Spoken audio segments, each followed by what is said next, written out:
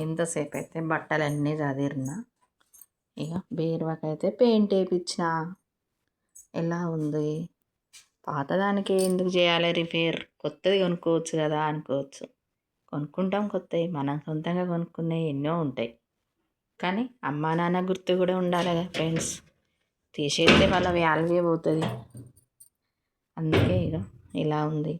మంచిగా కాళ్ళు పోతే వేయించిన, పెయింట్ వేయించిన. మనం కొనుక్కునే ఎన్నో విధానంగా ఉంటాయి, అన్నీ ఉంటాయి. ఇదైతే అమ్మా నాన్న గుర్తు ఉండాలి. ఇది కొనుక్కున్న కాంచి కూడా చాలా మంచిగా అనిపించింది కదా ఫ్రెండ్స్. నాకు ఇది వేయాలంటే నా మనసు ఒప్పలే.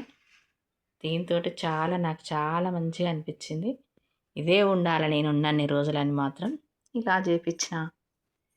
బాగుంది. మీరు ఎలా ఉందో మీ పాత వేసేటప్పుడు కూడా చాలా ఆలోచించండి. పాత వేసి కొత్తది కొనుక్కోవడం పెద్ద గొప్ప కాదు. వేయొద్దు, మనది మనకే ఉండాలి, మంచిగా ఉంటుంది.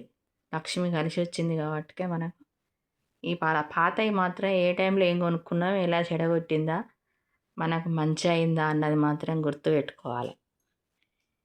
బాయ్ మరి.